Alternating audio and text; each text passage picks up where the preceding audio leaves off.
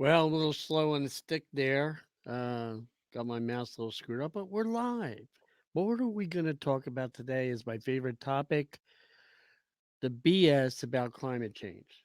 And some of it is BS.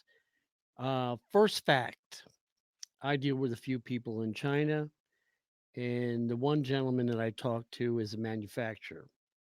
He told me that I couldn't place an order next week because for 2 weeks, his manufacturing company and all the other ones across China will be shutting down. And I said, why? He told me that they have to cut back on the energy supply. They have to kind of like get it back to where they can supply energy to all manufacturers. So they had to shut it down and kind of revamp everything. 2 weeks. Here's China. They produce a lot of things. They can't get enough energy. But what are they doing? They know this, okay? So it makes sense that China is collecting all the coal that they can get from other energy supplies, meaning they're in Africa, they're in South America. They've even purchased coal from the United States. The some of the millennials and other people think, okay, we can't burn coal. Remember, Hillary Clinton said we're going to put the coal companies out of business. Well, that went over well. They're going all over the world to get coal. And coal supposedly burns dirty. We don't want that. So in Africa right now, they're making deals with different countries there. Also, a little sidebar, they're probably the biggest loan shark ever known, even surpassed the mafia, believe me. They lend out money to different countries, and it, excuse me, if those countries don't pay them back, they take over the airport, whatever they were giving them the money for, and they're doing this all over. They need the energy. They're getting coal. They don't give two crapolas on whether it's coal, if it's dirty, whatever. Okay, so now we have the United States that says we have to lead the world as the green energy mojos, and we can't do that because as we cut back, let me give you an example. We go back to Little House on the Prairie. Some of you uh youngies out there probably don't remember, but they had like candles. That's a damn electricity. And, yeah, we go back to just having candles. A year from now we won't put a dent in the climate as far as warming up the climate. It's 0.112 degrees higher than last year. We will not put a dent in it. Why? Because other countries will not do anything. They need the energy. Third world countries, they don't give two hoots on whether it's, coal or whatever, if it's polluting, they don't care. Okay.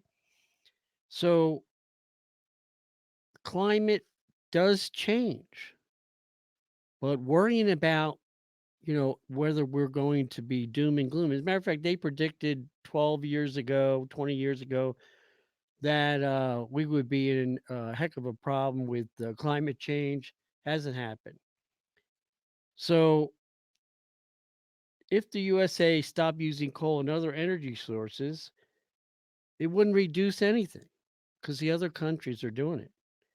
So, some of the millennials and other far left people that are complaining about climate change, they need to look at it. The only way I mean, it's ridiculous. But what are you going to put a wall up on out in the Pacific Ocean to stop all the pollution coming from China and the other countries over there? I doubt it. So the other countries are going to keep polluting.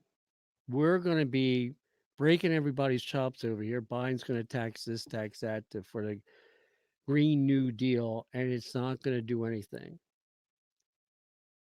Why can't they and why won't they do anything about it? The thing is, right now, what's fixable is clean water. Go down the Hudson River, go down to some of the other Mississippi River and everything, take a glass, go down there, fill it up with water, take a drink, and see how that satisfies you. You're still breathing while you're taking that drink, but just think of all the crap that's in that water. We do a little bit, but hardly anything. The other thing we have control over is the landfills. We're throwing stuff in there that can be recycled. Now, granted, in some of the cities and everything, they do have recycling, but in other areas, they don't. I've been at a dump. I've seen wood, all kinds of stuff just go to the landfill. That's an area where we can really do some good. And if there's chemicals, who knows what people are dumping and it's going into our water system. Those are two things that we can fix. So that's the area. It's not this stuff. We're not going United States is not going to be able to do anything about climate change if the other countries aren't doing anything. So it's a little bit crazy. So we want to go to the next segment, and here we go. Are you ready to launch your passion to a new level? Well, don't go anywhere because Dr. Craig is going to show you how to create your plan B that fulfills your passion, creates additional wealth, and your own career safety belt.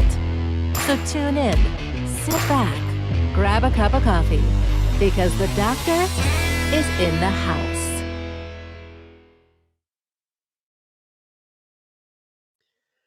So, what is your day job? What is your side gig? Let's go to the facts. Social media and the big tech companies have laid off over 50,000 people. I know what it's like to be laid off. It's a hurtful situation. But everybody thought that big tech and social media was the place to go. I don't think so. So, what do you do? Well, you keep your day job. If you don't have a day job, you got to look for something else. But those who do have a day job should have a particular side job so you have a security blanket. So, where are all the safe and secure jobs? You know where they are? Federal jobs. That's it. Federal jobs. One that you see most of the time is the post office. I know a couple they're making over 130,000 a year. They're both in the postal service. That's good money and it's secure. Another place you can go is usajobs.com. That lists all the federal jobs. You just follow the bouncing ball, do what they tell you to do, make a good application, you don't make any mistakes, put in a job. There's plenty of jobs on usajobs.com if you want to be uh, have a federal job. Other side gigs that you have that you can do that are pretty good to make money and build your resume is for you to do uh, different side gigs that are popular right now. And I'm going to put it down in terms of age groups. So if you're in the 18 to 29 age group, like high school, and I've said this before, you need to go to Fiverr and put your skills down there. Some of the millennials that are on Twitch, I mean, they're making a lot of money with the gaming thing. Twitch has an incentive program, not going to go into it, but has an incentive program that's very, very good. I couldn't do it, but the 18 to 29-year-olds can. And Fiverr's another one that they can do. So let's say you're 30, 40 years old. Fiverr is one. All right. Online teaching is another one. Creating online courses, Udemy, Skillshare, Teachable, Thinkific. It's a bunch of them out there. If you put the time in and you have a good topic that you're really knowledgeable of, then that's something that you can do as a side deal, or you can do it as a full time deal to make your money. So I feel bad that the tech and social media laid off that many people, but it is what it is. I guess the Biden uh, administration didn't help them out at all. So, next time we will talk about the news media and problems in the USA that we need to address fast. Also, uh, I get involved with some charities and with some races and everything.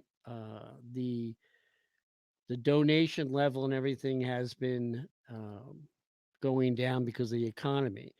Now, up on the screen is raceforcupcakes.com. Please donate for our charity. If you can donate anything, dollars add up.